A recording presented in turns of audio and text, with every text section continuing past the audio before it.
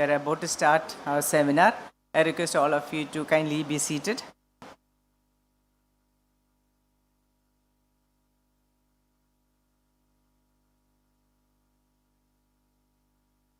I request all of you to please drop your visiting cards.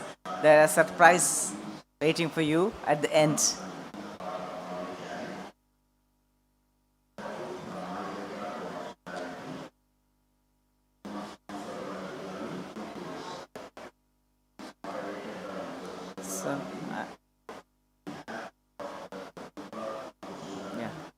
I request our chairman of seminar session, Mr.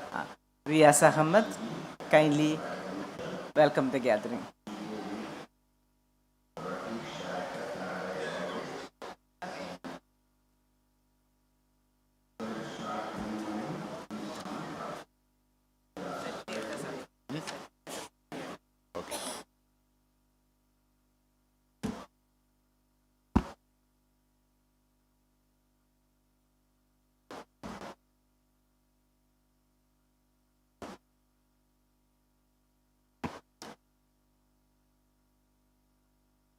President of Kerala Travel Mart Society, Mr. Jose Pradeep. Moderator of this meeting, Mrs. Nirmala Lilly, CEO of Infinity Hospitality and a professional who has turned into an entrepreneur. Dr. Prathibha Madhusudan, founder of Sri Chitra Ayurveda Academy. Mrs. Annie Sajeev, Director, Fragrant Nature Resorts. Mrs. Sreedevi Radish, Director, Paradise Holidays, Alua. Sri Jobin Joseph, Joint Secretary of Kerala Travel Mart Society. Ladies and gentlemen, today we have a very interesting topic, usually which is not found place in many seminars. That is, women entrepreneur journey in tourism. There are 3 successful women entrepreneurs here who have chosen tourism as their field of activity, and they have been successful. Let us hear from them how they entered this field and how they have reached the goal that they have set to achieve. Friends, women entrepreneurs are female owners or business women, and over the years, several women have entered or founded enterprises and been successful in the business field, more so in the tourism sector. There are several qualities that have paved way for women to enter sectors where men used to dominate for several years. These qualities include confidence to take risks, passion and perseverance, creative thinking, leadership qualities, willingness to learn, financial acumen, networking skills, and such many things are there which have led them to choose business. These have all been instrumental in the success story of the women entrepreneurs. Moreover, studies have shown that women are naturally good communicators with strong listening skills and, of course, natural born creative thinkers. The business world is a male-dominated one, but the female presence is growing, albeit slowly. The society too is evolving to make necessary and make it easier for today's female entrepreneurs as compared to the hurdles their predecessors have faced. Friends, we are all the gentlemen here are all very well versed with the women's power in their own houses or homes. And I would like to welcome all of you with by giving a short story. You know, the lion is the king of the jungle. And one such lion was getting married. And he was giving a big party to all his friends in the jungle. So when the marriage party was there, the lion, who is the bridegroom and the bride, were there on the stage. And all the animals came one by one to greet the newlyweds. Finally, a mouse stepped in and he greeted the lion, and after that he whispered something in the lion's ear. Immediately the lion fainted. And everybody was curious, why? What happened? Why is this lion fainting? And they ran to the mouse and asked, why? What did you say to the lion that he has fainted? Then he said, I just told him that before my marriage, I too was a lion. So you know the power of the women. So today we have three great lions who are here. They are the real lions and we are the mouse. And they will narrate their story today. And I welcome them to this stage as well as all of you who have come to listen to them. Thank you all, and I welcome all of you once again. Thank you.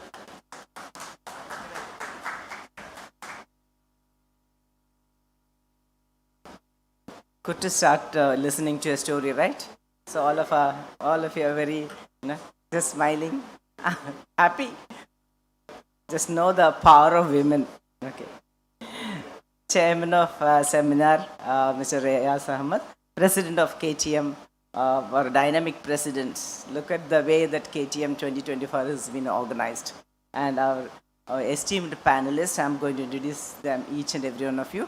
And yes, there is at the end, we have a person seated over there. He is the managing committee member. His job in juice. A very good morning to each and every one of you. I know that a lot of stalwarts are sitting there, and there are a lot of women today. So lovely to see each and every one of you and listen more stories about women. So it is an absolute pleasure to welcome you all to today's seminar, where we celebrate incredible journeys of women entrepreneurs in diverse fields, from Ayurveda, hospitality to tourism. Today's discussion is centered around the inspiring stories of women who have not only excelled but also transformed traditionally and in a male-dominated fields. Through their journeys, we will uncover the challenges they have faced, the opportunities they have seized, and the remarkable impact they have made in their respective industries. If they don't speak, please ask questions and let us know what it is. I am also a professional, though he said all three women sex. I am also a woman. He has not considered me as a woman, so that's also good for me. Yes, he has not even listened. See, you only said three successful women, when I am also seated here as a lady, and thank you so much for considering me as a man. So I'm also deeply connected with this tourism industry. I'm 25 years of professional in hotel industry, and then last 10 years an entrepreneur. So I have witnessed how women and the resilience and creativity have redefined these industries, particularly in Kerala, where traditions meets modern innovation. And we have this wonderful three women, and a visionary leader, and Sajeev, and doctor, owner of a hospital, Dr. Prathibha, and then another travel agency owner, Ms. Sreedevi Ratish. Sir was talking about a story. Then I am also reminded about a quote of Eleanor Roosevelt. A woman is like a tea bag. You cannot tell how strong she is until you put her in hot water. Do you agree with it? Yes? Yes? Yeah. The women on our panel have faced their own hot water.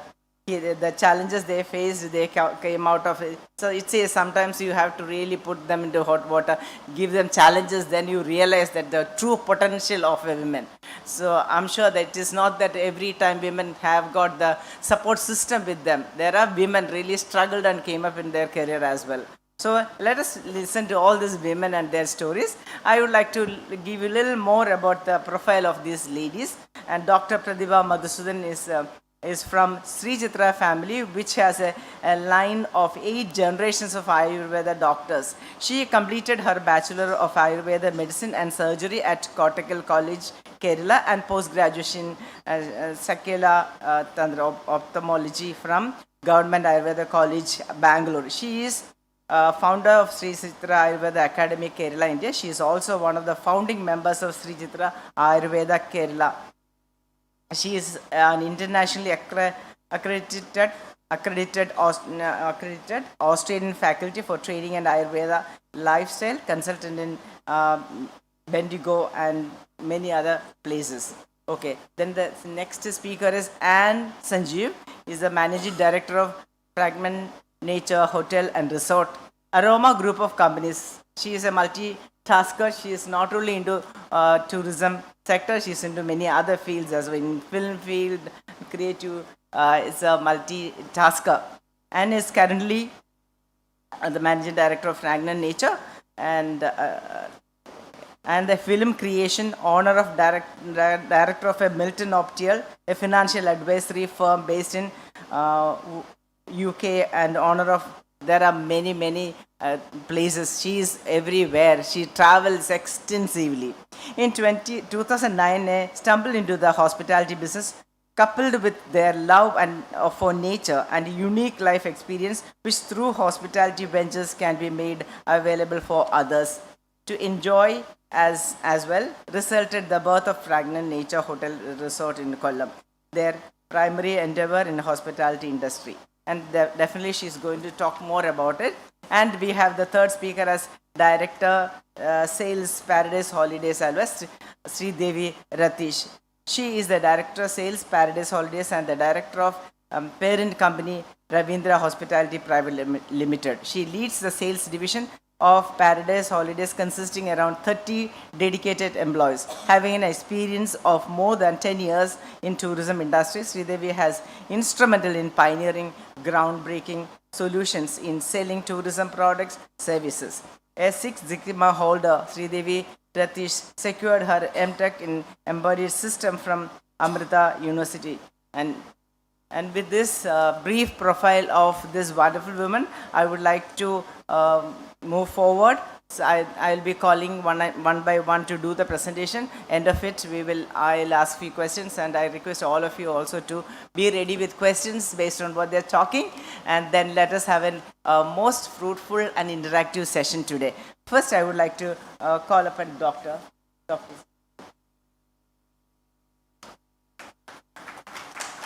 Prathibha for you.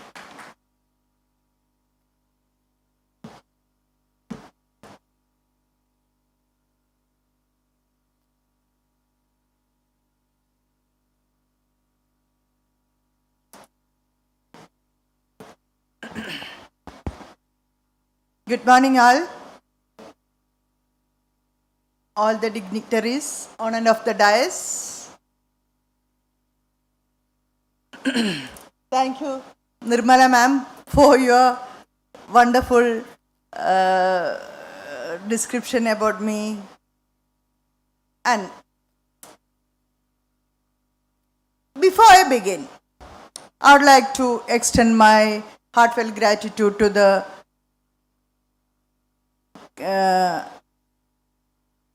KTM Society for giving me such a great opportunity to stand in front of you, to share my thoughts with you all, these eminent personalities.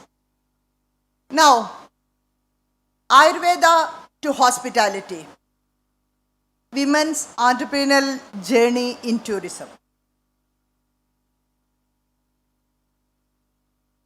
First of all, my silent salute to Lord Dhanodari, the god of Ayurveda, please. Now, about me. I am Dr. Prathibha Madhusudanan, an Ayurvedic postgraduate, practicing Ayurveda for the past 32 years.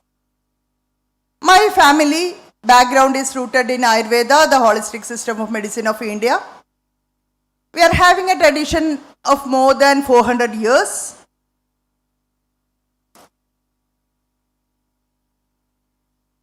Just to sum up about my journey, honoring the past, shaping the future, a journey anchored in my Ayurveda legacy, translation of heritage, that is generations of wisdom.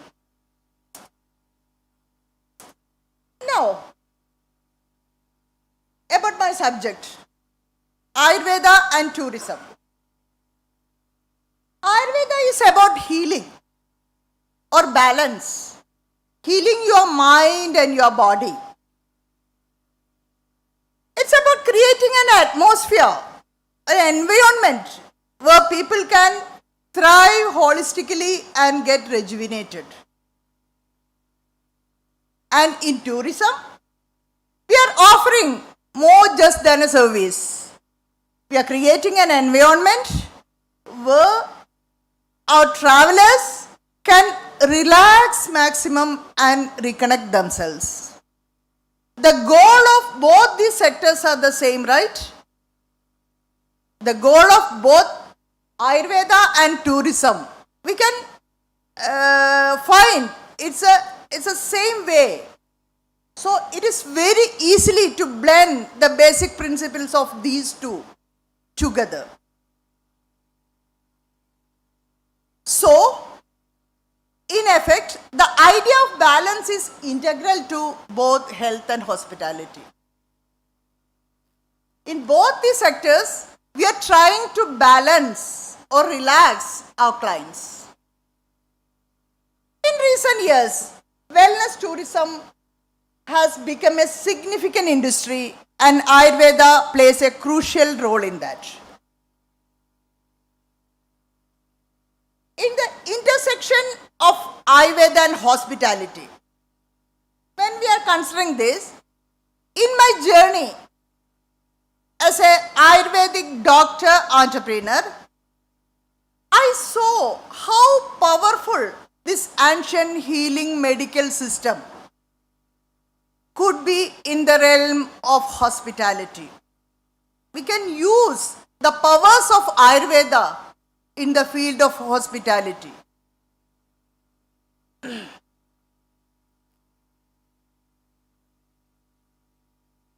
Now, in recent years, wellness tourism has become a significant,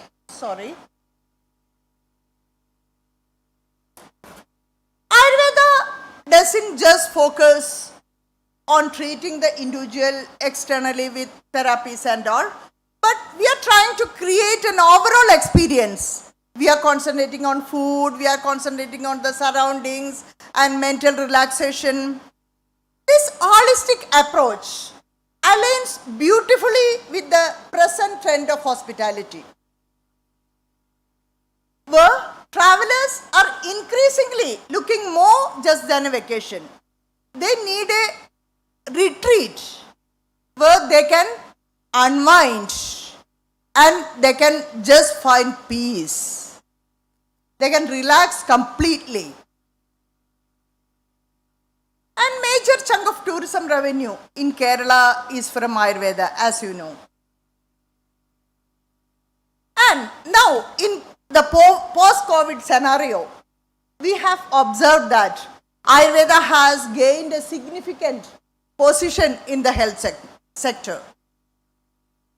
It has been proven, and as an Ayurvedic doctor, an Ayurvedic practicing doctor for the past 32 years, I can confidently assure you that Ayurveda can improve human immunity. That is, I am talking from my own experience for my clients. Now, why women? Women are often at the heart of this hospitality transformation. Our inherent nurturing abilities, attention to detail, and our ability to empathize create an environment where the guests can feel not just welcomed, but cared for. So, only the proportion of women are very less in the room, of course, but for the women in this room, we are having lots of powers. We have to use that. As an entrepreneur, especially in Ayurvedic entrepreneur, our mind is having healing facility. Our words are having healing capacity. And our hands are having healing capacity. So you should utilize your power. Women should utilize your healing powers in this Ayurveda entrepreneur journey. then sky will be your limit. I am sure about that. That is from my experience, I can tell you. Now, people are seeking more meaningful travel experiences, not just to visit a place, but to immerse themselves in wellness, culture, and healing. As women entrepreneurs, we have the opportunity and power to tap into this need. And we can create spaces and experiences that foster healing and connection. And women Ayurvedic entrepreneurs, we can excel in this field. Why? Because we can blend the ancient wisdom of healing with this present current trend of hospitality. And you can offer something truly unique. Now, about PMSC, all of you will be knowing about PMSC framework for enhancing wellness tourism. And that is physical, spiritual, mental and environmental healing. And what is my way of healing? Physically, of course, as an Ayurvedic doctor, I am giving Ayurvedic medicines and therapies to heal my clients physically. And mentally, I am blending along with my medication and treatments, I am blending the principles of yoga, pranayama and meditation. And I am a certified hypnotherapist and I am doing access therapies also. So, blending all these principles, I am healing my clients' mind and spirit. I am giving them a different experience. And what other factors we should consider? Apart from these PMSC, we have to consider cultural and social immersion. In my practice, I am creating a space where my clients can immerse us with us culturally and socially. In Kerala, we are having lots of scope for that. So we can utilize that scope. And one more important thing is educational. You can educate them. Ayurveda is the first science which has given equal importance to prevention and cure of diseases. To maintenance of health, it has given equal importance. So, you can educate them the basic principles of Ayurveda and educate them how to lead a healthy life. How to lead a healthy life based on Ayurvedic principles. So, along with this PMSC, these four things, you have to add cultural and social also. And if you are an Ayurvedic practitioner or Ayurvedic doctor, you can educate them also. And along with this, I am sharing my care, my love. We are having food together. And you should create such an atmosphere. Then your clients will be relaxed. They will be balanced. Now, about obstacles. Of course, there will be so many obstacles, especially for women entrepreneurs. Some of them are access to capital and navigating gender biases. And most important obstacle is balancing personal and professional life. Of course, I have faced these obstacles in my journey also. And obstacles from skepticism about the relevance of Ayurvedic. 2 more minutes. Ayurvedic principles in this modern hospitality industry to balancing professional, personal life. Slowly I started considering these obstacles as the stepping stones to my growth. And they taught me the importance of perseverance and community. And as a practicing Ayurveda doctor, I know the power of my science. And the passion and belief in my science helped me a lot to overcome these obstacles. You should have confidence in what you are doing. Then I know it's not very easy, but you can overcome the obstacles. No doubt. Okay. Now, about the future.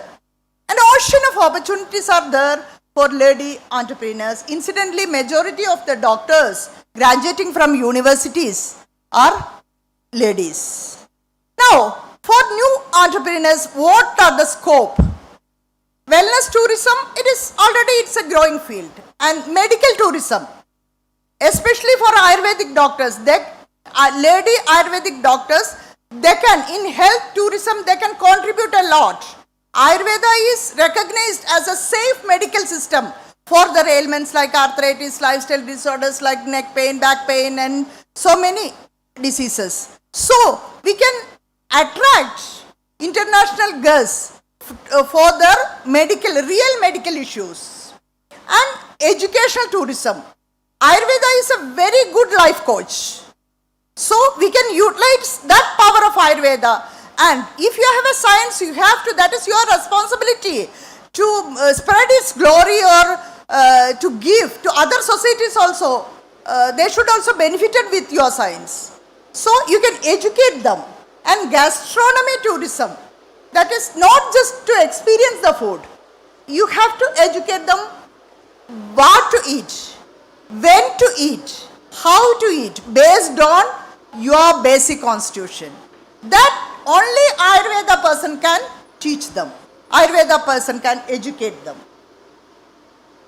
And in God's own country, Kerala, Ayurveda is considered as a birthplace of, Kerala is considered as a birthplace of Ayurveda. We are having so many eminent practitioners, rich tradition, and our climate, our beautiful geography. These all are contributing, and medicines. Western gut is a treasure of medicinal plants. These all things, and specialized, most important thing is specialized Ayurveda treatments, Kerala Panchakarma Chikitsa. After this treatment, it's having a magical effect. So, these all points we can consider, and you can make use in your journey to attract international guests. And digital world is also given us, everything is on our fingertips. You can connect, you can give consultations, everything you can do. For all women in this field, don't underestimate your power to create, lead and nurture changes in this space. The intersection of sustainability, wellness and hospitality offers space where women can innovate and lead with authenticity. So, let us embrace the challenges and opportunities, continue supporting each other and remain rooted in our traditions while looking forward to the future. Thank you. Thank you, Doctor. Thank you for your time and attention. Thank you. Thank you very much. And you said women have healing power, the empathy, smile, words, and women can innovate. Thank you very much. Let's listen to the second speaker, Ma'am Anne Sajeev, Managing Director, Fragrant Nature Resorts. I welcome you.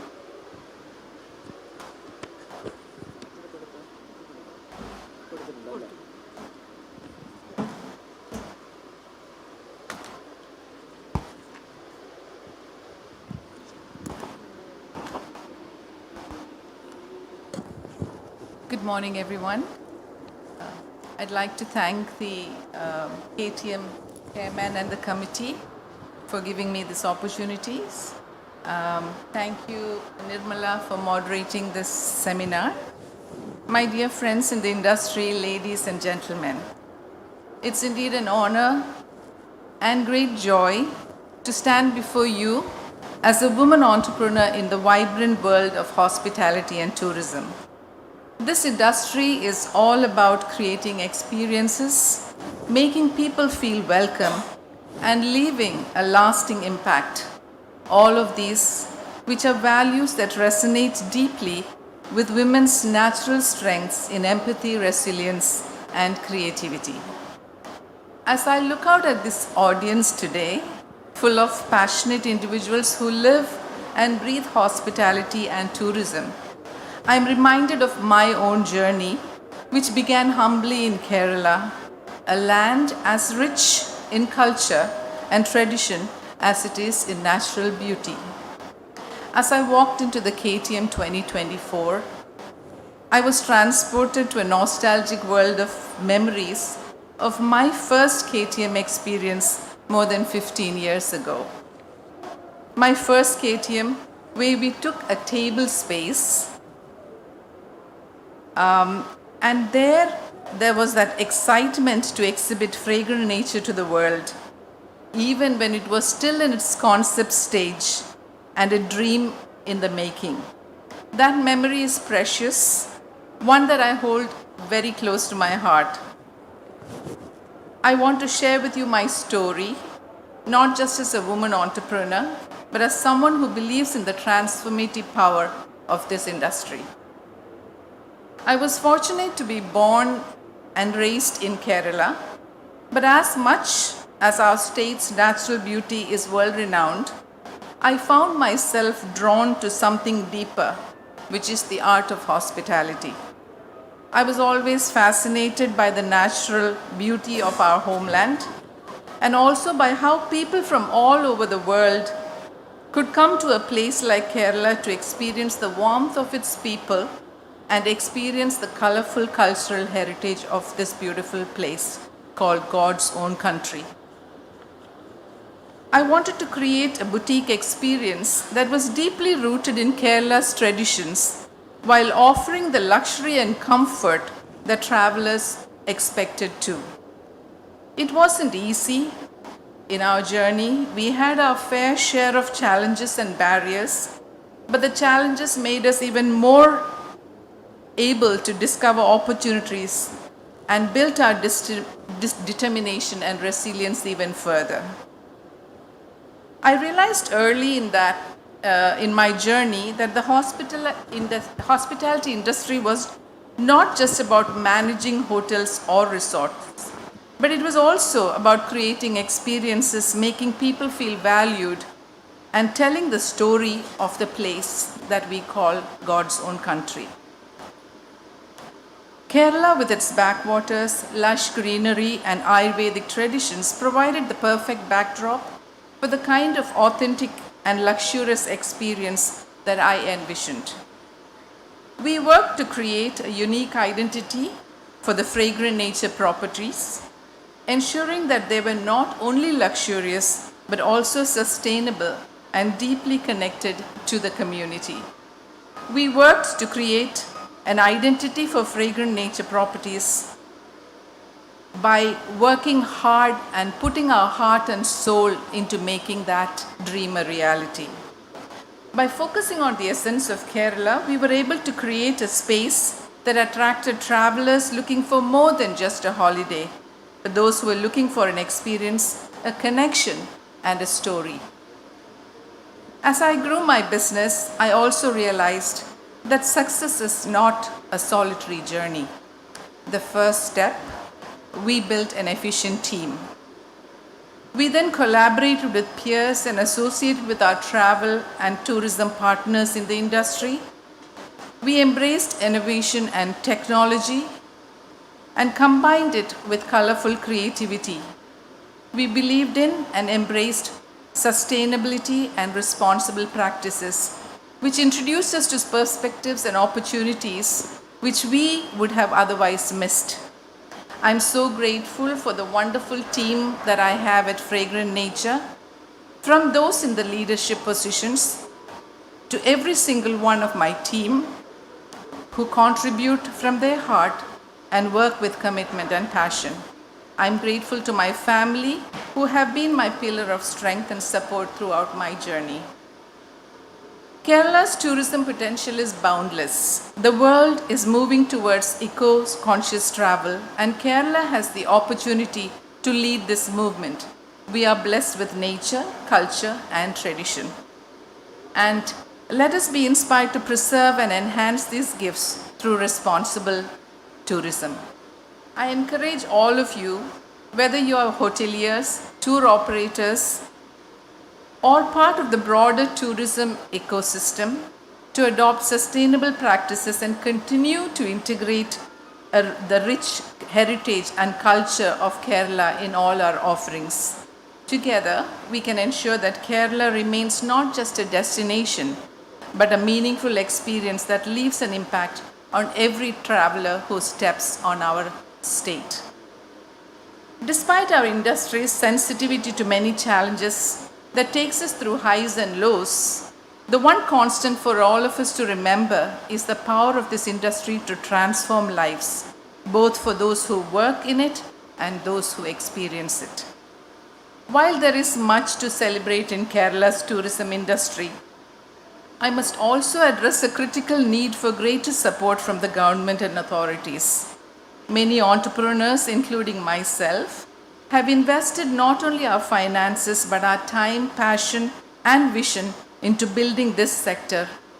And at times we face hurdles that could be alleviated with more proactive encouragement, simplified regulations, and streamlined policies. To the authorities from the government and others, people who are responsible to support the different industries, I urge you to recognize the immense potential of this industry and the entrepreneurs like us driving it. It's only when we are understood and our contributions and efforts valued can we be encouraged to continue contributing to Kerala's growth as a global destination. Your partnership is crucial in helping us, and especially the future entrepreneurs, to not only succeed but to sustain and innovate, and increasingly in an increasingly competitive market. I hope for a time when we can work together to make Kerala a beacon of excellence in tourism, fostering an environment where entrepreneurs feel supported and valued for their contribution to the state's economy and reputation. To the women in the industry and to those women who desire to pursue a dream to build on in this industry, I would like to say a few things. As Nirmala very clearly told me that this seminar is to showcase and to bring to your light the contribution that we as women entrepreneurs make, and also to encourage the future women entrepreneurs in this industry. As a woman entrepreneur in Kerala, I have found strength in embracing both my roots and my dreams. And I hope my story encourages each of you to continue pursuing your own paths. To the emerging women entrepreneurs in the hospitality industry, I want to tell you this. Believe in your vision and trust in your strength. The journey ahead may be filled with challenges, but each obstacle is an opportunity for growth. You have the power to create, to innovate, and to redefine what hospitality means, but in your own unique ways. As women, we bring unique perspectives in every field of business, often combining business acumen with a passion for service to the community. We face challenges, be it balancing roles or breaking traditional norms, but these make us stronger, more innovative, and determined to succeed. In hospitality and tourism, the key to success is adaptability. As women, we have the power to foster inclusive environments, nurture talent, and lead with compassion. We can contribute greatly in shaping the future of this industry, creating spaces that reflects the diverse needs of our global clientele. Don't let doubt or societal expectations hold you back. Surround yourself with those who lift you up, like I have done in my journey. Learn from every experience and never be afraid to take bold steps forward as I have done. The industry thrives on passion, and there is no limit to what you can achieve when you lead with your heart, resilience, and determination. Remember that success is not defined by the challenges we face, but by how we rise above them and turn them into opportunities. To all the women here today and all the men who support them, let us keep breaking barriers, forging new paths, and showing the world what we are capable of. The world is ready for brilliance. Go make your mark. Thank you. Thank you very much. There are a lot of points to ponder on. She said, putting heart and soul to make it a reality, whatever business you do. And resilience is, she said, take bold steps, believe in vision, trust in your strength. Okay, with this, I would like to move forward to invite the last speaker, Ms. Sreedevi Ratish, Director, Paradise Holidays.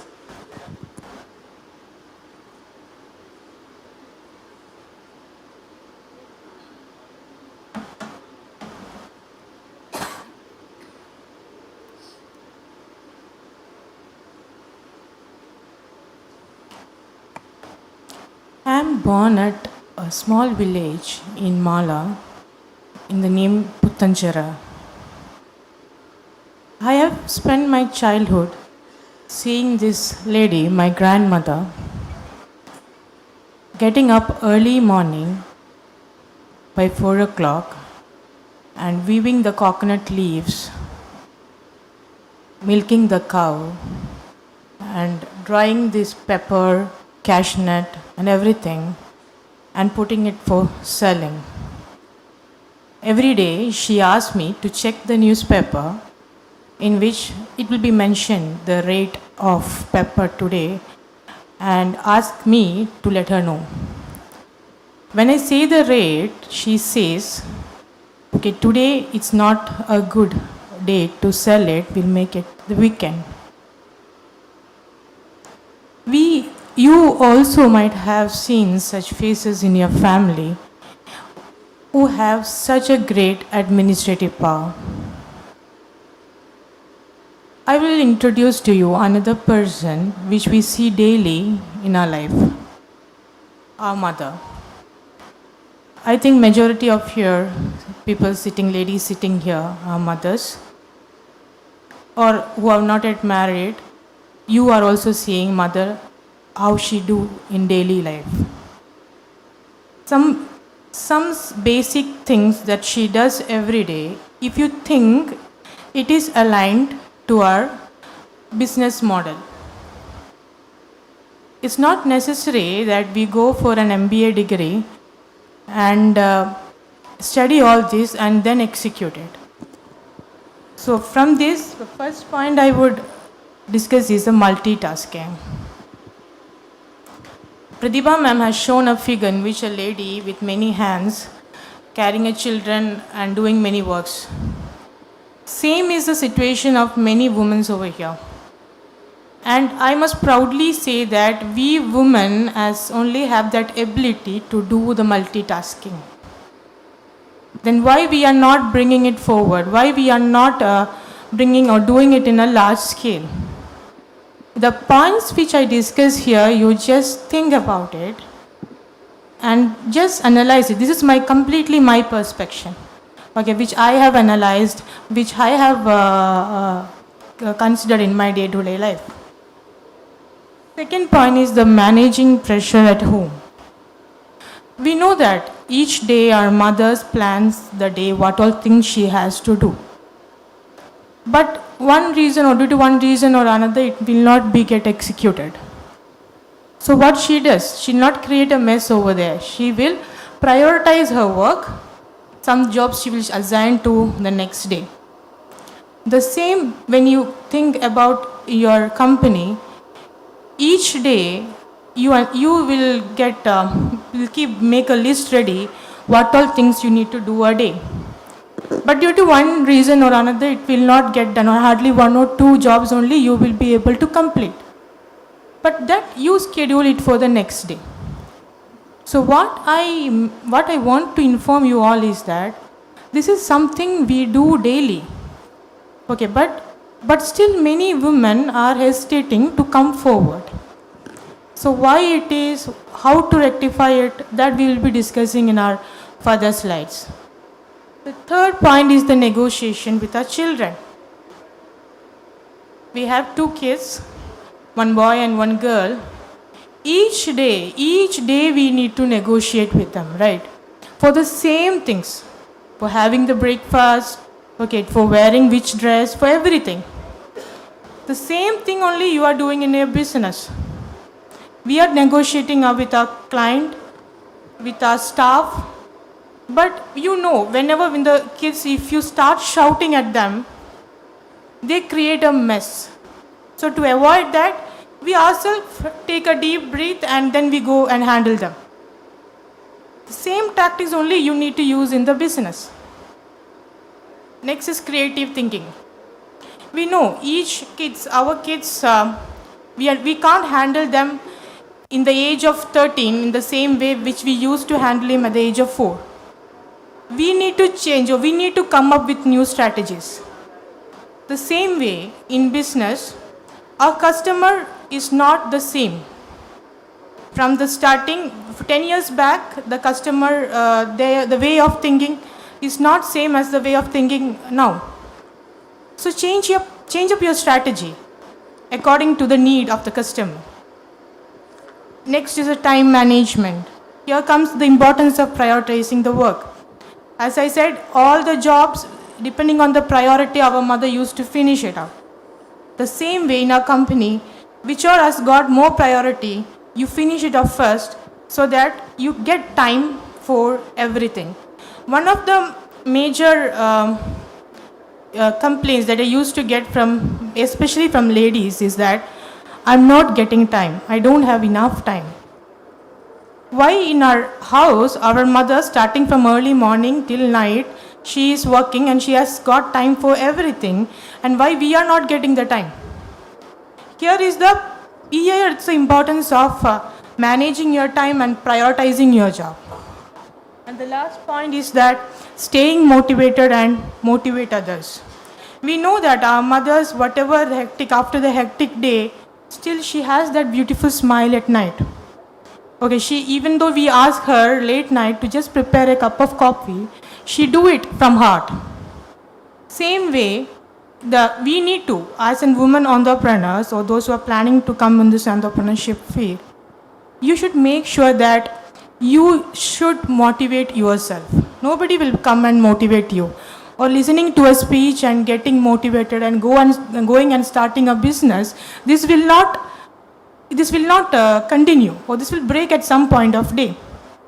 So always remember, all the entrepreneurs should be self-motivated, and we should keep that smile in our face so that our staff, our clients will feel that same energy. And we know that these mothers or grandmothers, my grandmother is, the story which I told you is about 25 years back. And in this age also, we are now gathered here to talk about this woman entrepreneurship. These talents, these things, we have inborn within all women, but we are not using it, or we are not bringing it out. So myself, Sreedevi Ratish, a warm good morning to all of you. And I take this opportunity to thank KTM to giving this wonderful opportunity. Today I will be sharing you my experience, how I ended up in this entrepreneur journey, and what are the hurdles I faced, and what helped me to overcome it.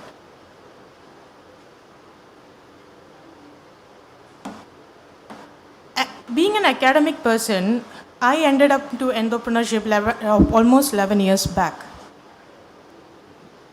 Being from academic to an entrepreneur, there was a lot of struggle that I need to face. And this can be mental struggle, or the struggle that I face to manage everything. and everything to put it in an order. I would like to share that with you so that it can help at least some of the women entrepreneurs here to build up yourself. I will not say that my journey, you should follow it exactly. It's unique. For each person, it will be different. And I will share my story out of this. If you can get something, I will be happy. So, after my MTech, after marriage, I was working as assistant professor in engineering college. And after marriage, I joined Paradise Holidays. I didn't join Paradise Holidays as a director at once. I started from each department. I set for reservation, I set for accounts. Each department I sat and then studied, and then I ended up as a director of Paradise. So which is very essential, so that you can understand each department, how it operates, what are the struggles that employees are facing, so that you can find out a solution. And this tourism industry, I will rather say, is the only sector where majority of women can come forward without much mind blocks. From starting a homestay, from running a hotel, being a tour operator, these things we do daily. We talk to guests. We decorate our house for welcoming guests. We cook. Majority of ladies have passionate for cooking. So if you convert these things to an entrepreneurial skill, that will be creating wonders. So I will discuss 4 major points which I feel like very important that majority of women are struggling with. The first one is the imposter syndrome. Imposter syndrome, we can say another name like fraud syndrome. This is a way of thinking like, who am I to do this? Why should I do this? There are many people who are well established in this field. Then why should I go for it? Okay. So don't think that all these persons, all the successful persons that we see in our daily life, they have become in that position all in one night. They have gone through and they have grown through all these hurdles and they have reached that position. So mistakes can happen, so that you should learn from it and then go forward. Second one is the limiting beliefs. Limiting beliefs, I find, is one of the major things that blocks majority of women to come forward. Thinking that I don't have that ability, I am not fit for it. Stop thinking. You have that ability, which we have seen right now from the starting onwards, whatever way I am talking, we have that ability within us.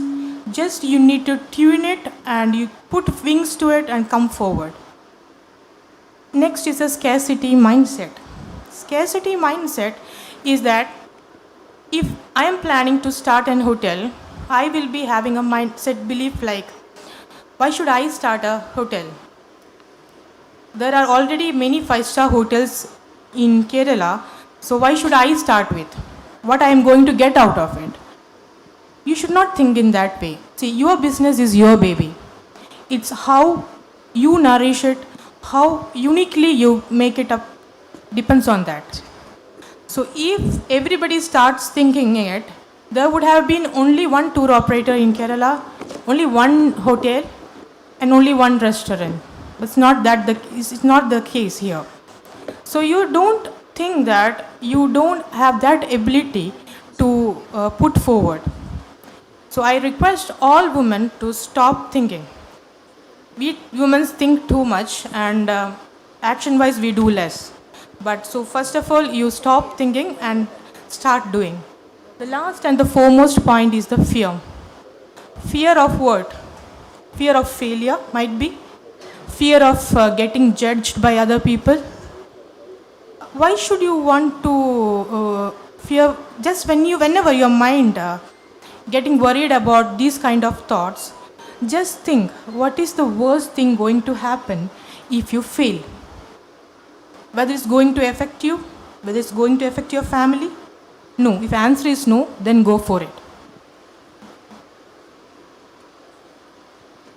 So one of the some problems that is faced by many women entrepreneurs is one and the foremost thing is the lack of education. We think that if we have passion towards tailoring, okay, I'll start a boutique tomorrow. It will not go, that will not go further. Someday it will break. So you should be well educated with the latest trends, latest technologies that is happening in our industry, in whatever industry you are working in. So if you don't have, you go for training, go for continuous education. This helps you to think openly. The second point will be family responsibility. Being an entrepreneur doesn't mean that you can run out of your basic responsibility. I must say, if you might be a CEO of a company, you might be a managing director. Once you enter your house, you are a wife, you are a mother, you are a daughter-in-law. So you have a basic responsibility towards your family as well. I will not say that you should be there, take care of them every day. No. You should be there for them, whenever they need you. So you cannot run out of your family responsibility. In my company itself, when we take a one-to-one interaction, majority of ladies used to complain me that my in-laws are not supporting, my husband is not supporting, so I'm not able to do the job. So my question to them is that, what are you doing to support them? So they don't have answer. This is a win-win situation. If you support them, definitely they will support you back. So always keep in mind, family is a credential part. You can't run off it. Third point is the absence of the entrepreneurial aptitude. See, all of us after this session, all of us can't be an entrepreneur. There should be a mindset. If you don't have that mindset, better not to get into this field. What is an entrepreneurial mindset? Whatever the product or whatever the industry you are getting into, you should have a passion towards it. Whatever situation happens, see, our graph will not be a static one. It will go up and down. That is something natural. In every 8 years, it will go up, reach a point, then it will come down. It should come down. So, in that case, if it comes down, if you want to quit that business, means you are not fit for this entrepreneurial journey. So, even if you come down, what should be your backup plan? That you should know. Otherwise, you should understand it. If you can do that, if you can be at that time, at the downfall also, if you can remain strong, then come into this entrepreneurial journey. So this mindset is very important. Next is most of the women start up with the entrepreneur because they want to show off that both man and woman are equal. See, nobody is here to judge you. If you really want to become an entrepreneur, woman entrepreneur, come forward. Do it. Study from men. I will say, how a successful entrepreneur is running, you should study from it. And don't think that everybody sitting around you are there to show that you are not worth enough. It's not like that. So we should think, we should understand what we need to do and go for that. Last point, I would say that most of the ladies, when they run an entrepreneur, means one enterprise, I have seen like they want that credit, whatever goods happen in their company, whatever nice things happen in their company, the credit should come to them. It's not like that. If you are planning to be an entrepreneur, you should not get a single credit, whatever good happens in your company, and whatever bad things happen in your company, take the complete responsibility. If you have that mindset, go for it. Otherwise, please don't get into entrepreneurship. So, as I said, The family support is one of the major thing that woman entrepreneur require. So you should, when I go for training in colleges, majority of female girls tell me that they are not, family is not letting them to go for a job. So then how we can handle the situation? So you should talk to them. I will say a lady should talk your dreams to your family, to your kids. My son is in 7th standard and daughter in 3rd standard. I talk to them daily, whatever happens in my office, how I have dealt with it. I talk to them, I align my dreams with them. So this will, if you do that, they will definitely support. My son, they support us, myself and my husband, whatever. He handles the house actually. He handles everybody there. He's only 11 years old because we are able to align our dreams with our family. So always remember, you seek the support of the family. And as I said, there are many training sessions that be happening by the government side as well as many private institutions. You educate yourself, you train yourself, and then get into this entrepreneurship. And also the financial supports, many banks and government is also involved with it. They are giving it. The government is supporting startups a lot. So you understand about it and then you seek for it.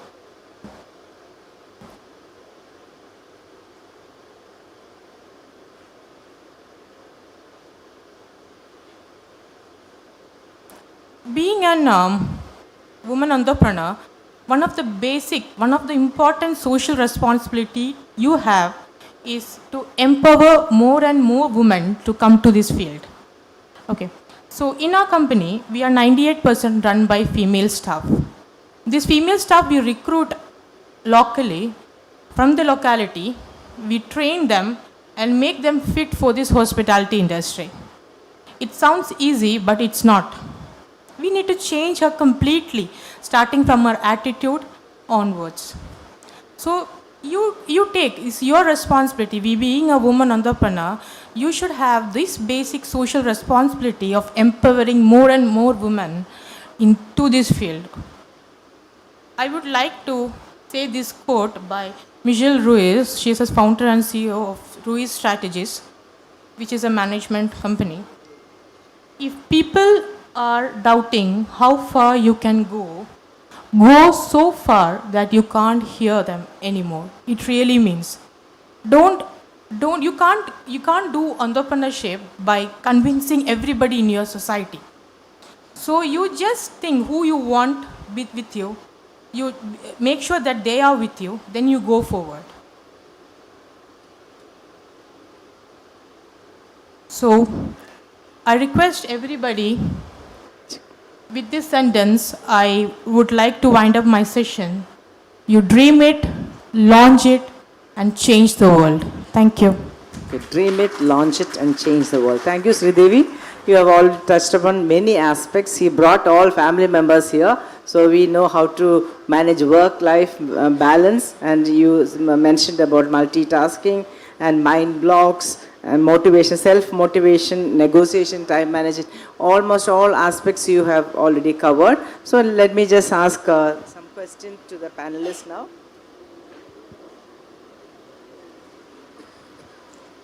First, I will ask the doctor. As an Ayurveda doctor, do you have any suggestions to improve Kerala tourism through Ayurveda? Yeah, it's on. Hello. As an Ayurvedic doctor, our wellness tourism, it's growing. It is, and we have to concentrate on medical tourism. As I have already explained, this Ayurveda has accepted, recognized as a safe medical system for their ailments. So many, in a wide range of cases we are getting. They are coming to us for only curative purpose. They are ready to stay with us for 3 weeks, 4 weeks, or more than that. That area we should develop. then we'll get, along with this wellness tourism, if you are promoting this medical tourism also.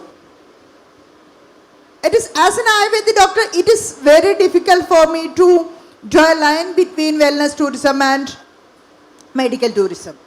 Because even though they are coming for rejuvenation, when we are giving consultation, there will be so many issues. First they will be starting like, I don't have any issues, but I am stressed a bit, that's all. But when we are examining them, we can understood that they are having so many imbalances. So it's very difficult to tell for which people medical tourism, which people wellness. But usually during seasons, this like from November to March, like that season, which gas we are getting for rejuvenative purpose, we can concentrate off season to promote more medical tourism. If they are having real ailments, sure they'll be coming to us during any time of this year. So during off season, if you are promoting medical tourism, and also as we are doing based on our climate, we can promote monsoon tourism, like that also we can do. And most important thing is educational tourism and gastronomy tourism, we should concentrate. We can educate them. Yes. Only, I've already told, explained, only Ayurveda can Yeah, identify 2 a minutes person. only. What is your constitution? And that constitution, a family, the husband will be from one constitution. Wife can be from another, or children. Like that, you can advise them. Thank you. Slight differences in their food habits. Like that, we can educate them in their food and lifestyle. Thank you, ma'am. These areas we can concentrate, I think. Thank you, thank you. Next to Annie.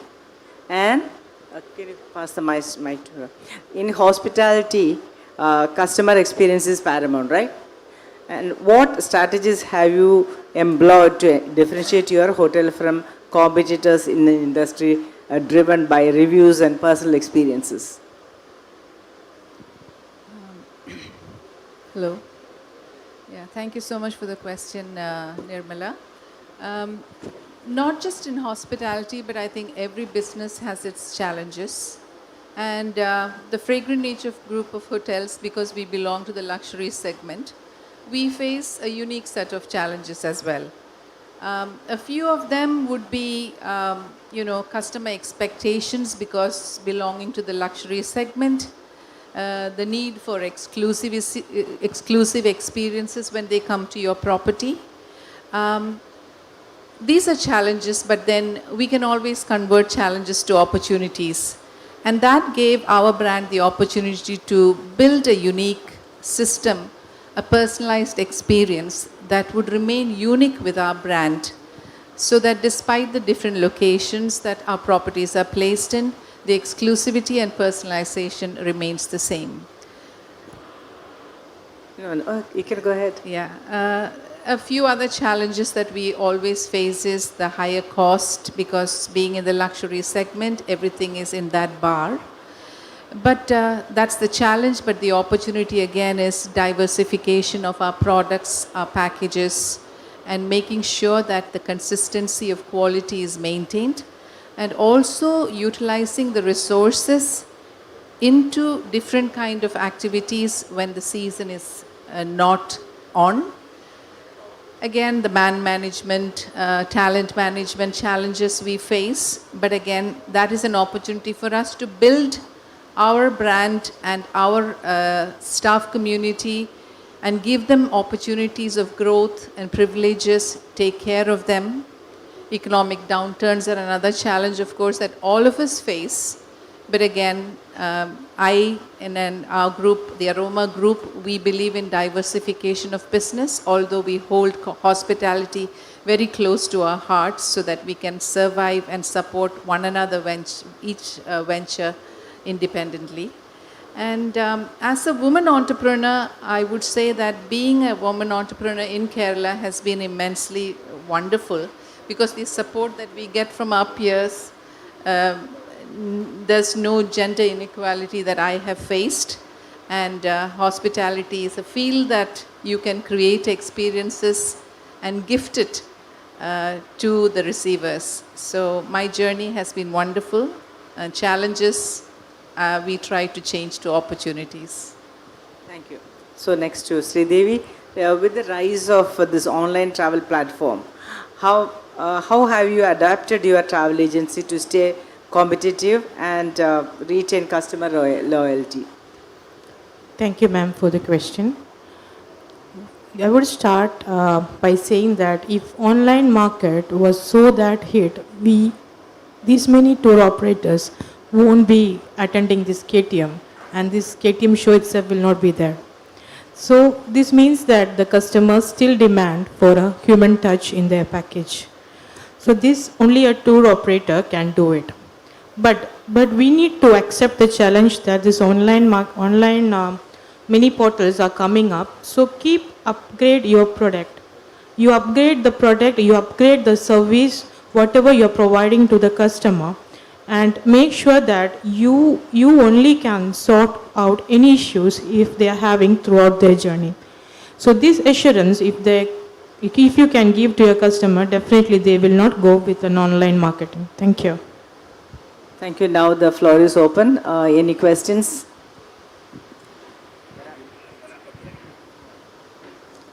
Hello. Good afternoon, everyone. My name is Ashraf Alain. I am from Alain, UAE. First of all, I congratulate the panelists, the wonderful, the great woman, given the importance of the role of a woman. So their point is very valuable, and a doctor and the madam and all, they're done. And first of all, I just want to congratulate especially the KTM society, the Jos Pradeep and his team, Swaminathan and Asif Gibran and all. And the session was started with a very interesting story of the Riyasa, that lion story. That's itself the importance, we can say, the women. I just want to add, in the Arabian Travel Mart, if the Kerala Travel Mart Society, if you represent it, it is you representing the whole Kerala tourism and promoting the Kerala whole world. So if you participate in the Arabian Travel Mart, I'm sure definitely you can focus more in the Gulf market to the Kerala. After the COVID, there are a lot of movements. Yeah, please. I just coming to this point. In the Gulf market, is especially the moving to the Ayurveda wellness tourism and wellness treatment. So the doctors and the panelists, what is your suggestion and what is your this thing to how to promote more the GCC to the Gulf market for the wellness tourism, which is well known and authentic Ayurveda treatment in the world. In the Kerala is our important the segment, which is Ayurveda wellness tourism. Please, thank you. Thank you, sir. To promote Ayurveda more in GCC, we can conduct seminars like this, and we can educate them how Ayurveda is very much important in their life, especially in this modern lifestyle. What is the importance of detox in their life? The food we are taking and the activities what we are doing, that and lifestyle disorders because of this our work nature, they will be having lifestyle disorders, and how it is important to maintain health, and what is the answer for this question, how we can maintain our health without being sick before you are getting aged. How we can maintain your health. Ayurveda is the answer. Is the one and only answer is Ayurveda. You can detox your body and you can follow an Ayurvedic lifestyle at least one month in a year. You can follow that lifestyle. Then you will be able to maintain your health for that year. These points you should educate them And for that you should conduct seminars or classes like this, and in this way we can attract clients from GCC, I think. That you can speak to her after the session. Ma'am, it's very heartening to see so many new women entrepreneurs are coming, and thanks to Tycon, Kerala Management Association. But I would like to ask, the Kerala is facing acute shortage of manpower. So there are a lot of women, labor or housewives and all not employed. So how do we bring in a lot of women in, force into the, let it be hotels or resorts or travel agencies? I would like to, ma'am, to just ask, there are a lot of maybe Kudumbashree and all, what is the number of people maybe in your resort for fragrance are employed? For example, CGH and all, we almost employ 30% of women. So one is how to allow others to come into the hospitality industry. Thank you. You got my point, no? Yeah, thank you for the question. I think talent management or man management is a general issue in the industry of tourism especially. Today's tourism world believes in responsible tourism and sustainable methods in our practices and in our properties. Yet at Fragrant Nature, we practice and we very, very strictly abide by the responsible tourism method, where we employ local services for all the services that we can avail locally. Now, in terms of gender, whether women are employed or men are employed, we try to employ as many women around the properties that we are located in. And I believe that we have a wonderful equality in terms of the gender, and we try to create opportunities for people and organizations within the community. And gender bias has never been an issue in our Fragrant Nature group, and I don't believe it is there much in Kerala as well. But the challenge that we face as hospitality owners to manage and sustain the staff is a challenge, of course. And I believe being an educated state and society, we do give a lot of importance to women coming into the businesses or into the services. And I would think that women are very empowered in Kerala, and I'm really proud to be part of a state that respects and accommodates and lets women have their opportunities. So we will continue to do that and continue to give opportunities to women.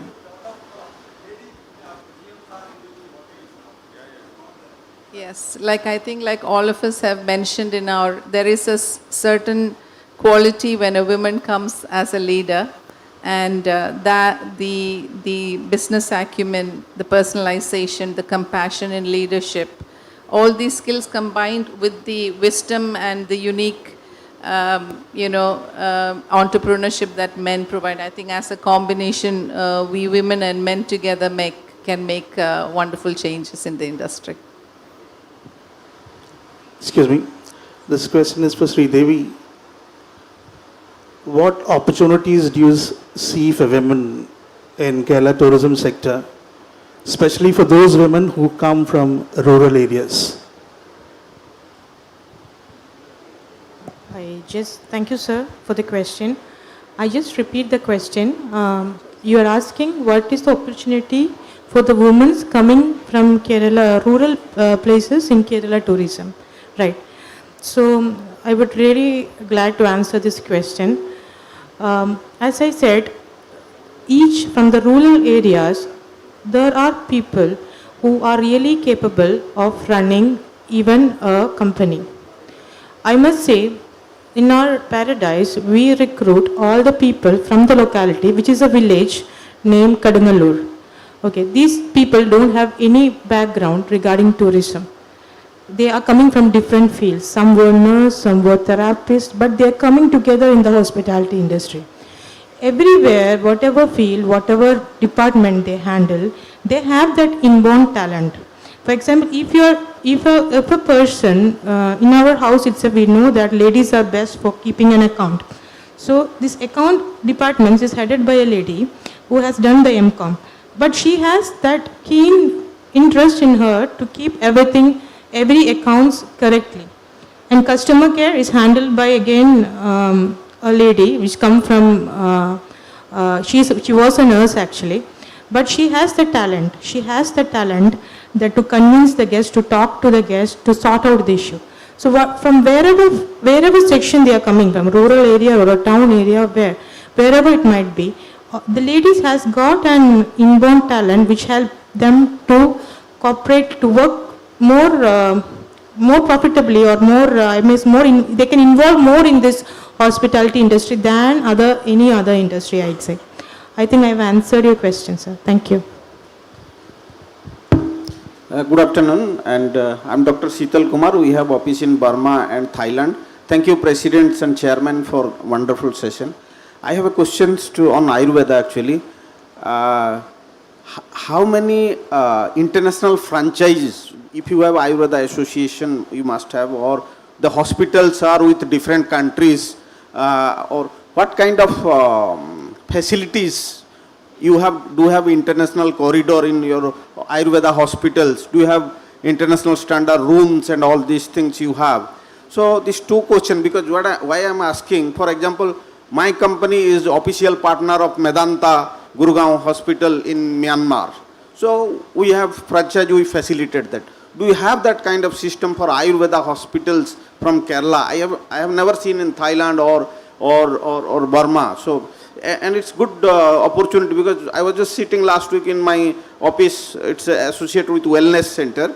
So he just charged in 1 hour Shirodhara treatment is $200, right? But whether you have the facilities to giving the franchise to other countries, there are many people who are ready for Ayurveda, hospital to take franchise. Thank you very much. Thank you, sir. We are on our way to start our franchises in different countries. Already we have opened our center in Dubai. It's started working. And we are having a plan to start a center in Germany and in other countries also.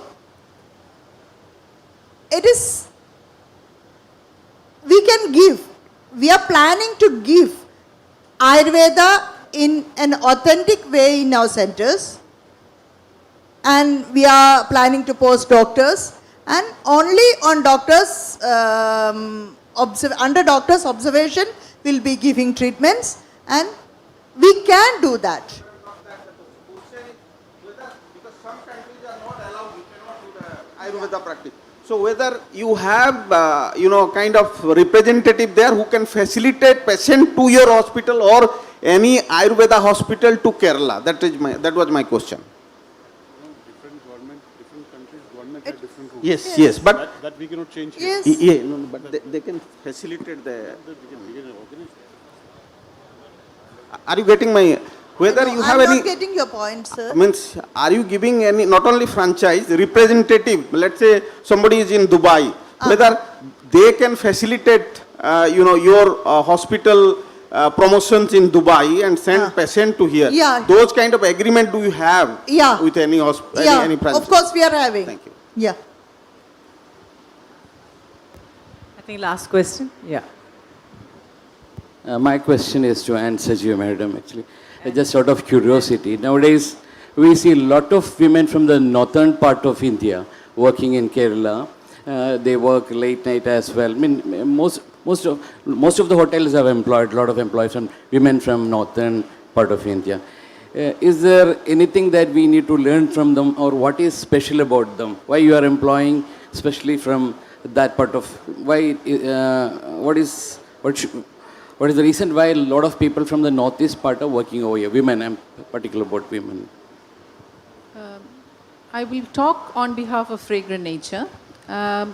With regard to Fragrant Nature and having employees from the Northeast, I think there are a lot of them coming and seeking opportunities in this part of the world. That is one of the primary reasons why we have them. And number two is that they are very service oriented. Their communication skills and interactions with the clients is really amazing. And irrespective of where they come from, the people who come to us seeking a job, we of course test their skills. We see whether they fit into our structure and systems. And they do amazing service. So I wouldn't say that they are better than the people here in South, but I would say that they do come seeking for opportunities, and since they're really good at what they do, we incorporate them into our systems.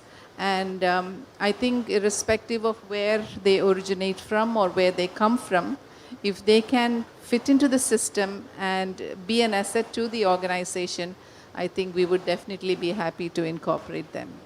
Thank you. So my name is Reynold Skaria. I'm a founder of a farm tourism called Thanima Farm Life. It's a village in Palakkad. So the topic is very relevant about the women empowerment in the tourism industry. So out of 80 employees that we have, more than 60 are women, basically from the rural village that my home is situated.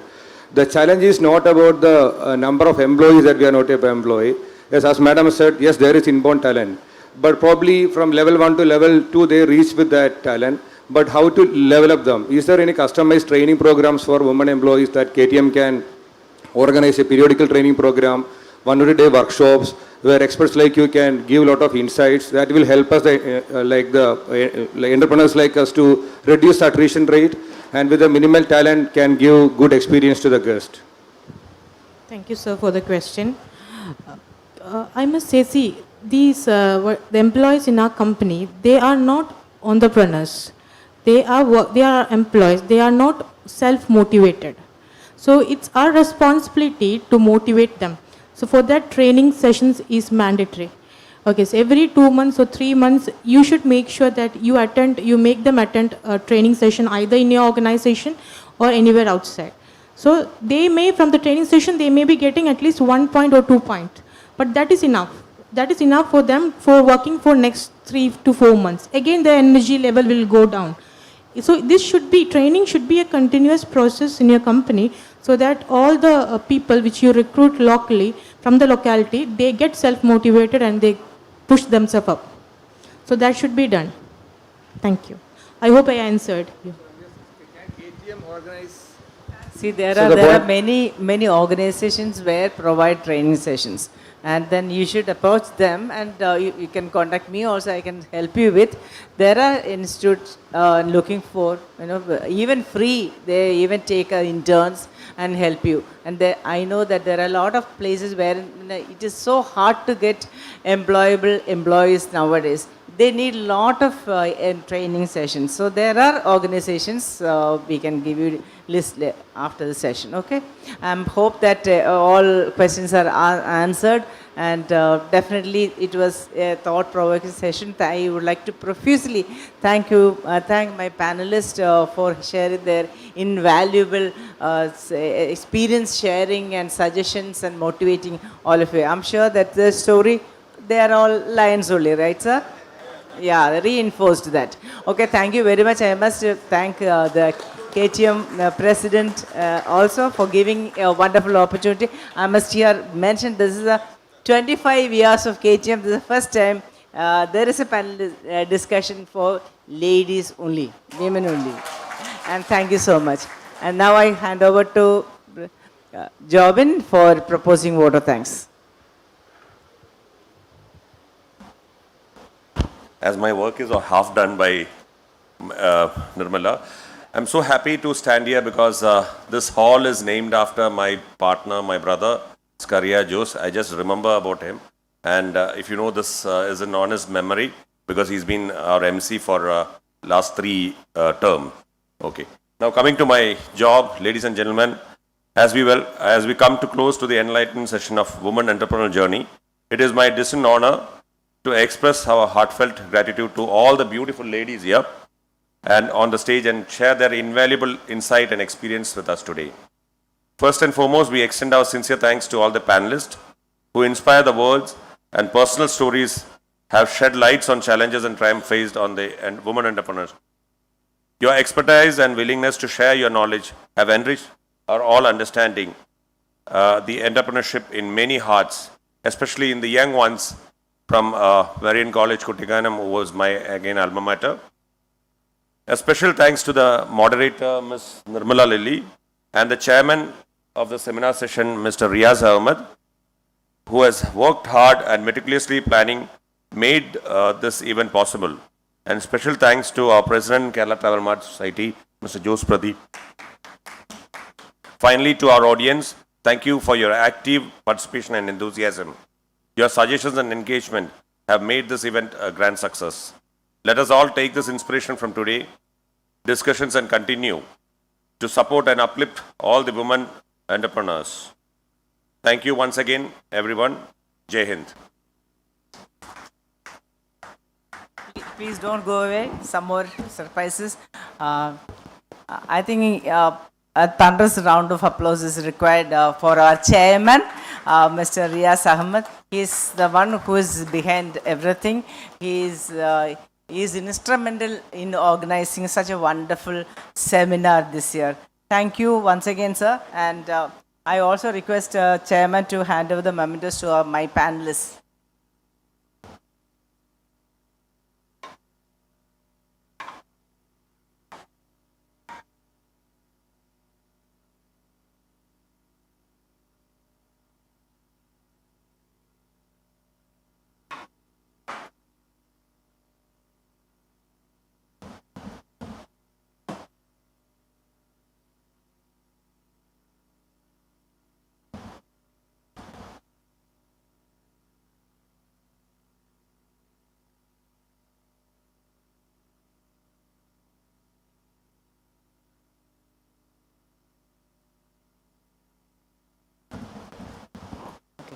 Dr. Prathibha?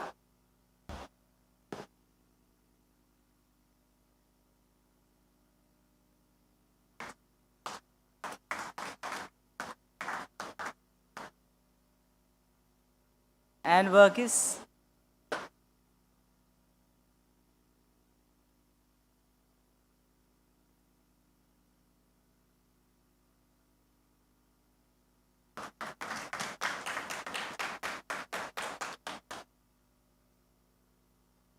Sreedevi.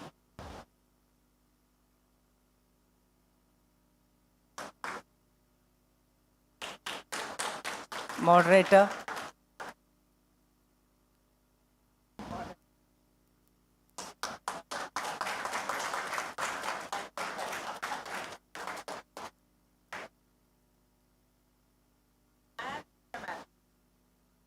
And the chairman, Mr. Riaz Ahmed, MD, Abad Group Hotels.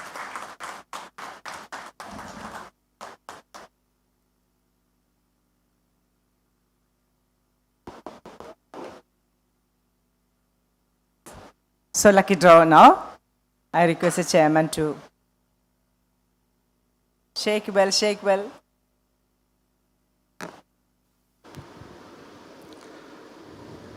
Meteor. Meteor. Meteor. There is no name here. Meteor. Kottakkal. Meteor. Come, Meteor. come. Oh, come. Okay.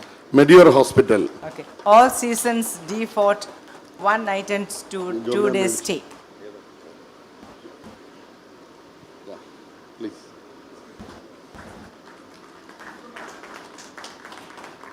Please.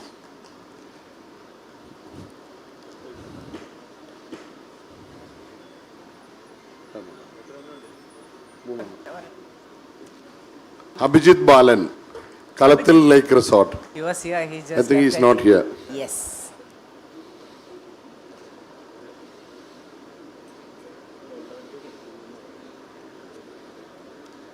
Those who are present here only will give. Yes. That Dr. means- Seetal Kumar, Reflecia Travel. You are getting second wow, time. Wow. Second time. Okay. There's no stay, sweets, Kuchi. One. Give. No stay. You can stay in the airport before going. So the last and final who is a lucky person, is going to get a Radisson Blue 2-night stay. Sabari Holidays. Sabari Holidays. Ananta Narayanan.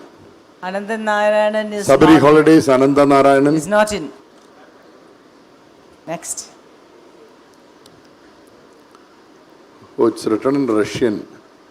Yeah, Sri Chitra. Madhusudanan, chairman. Sri Chitra.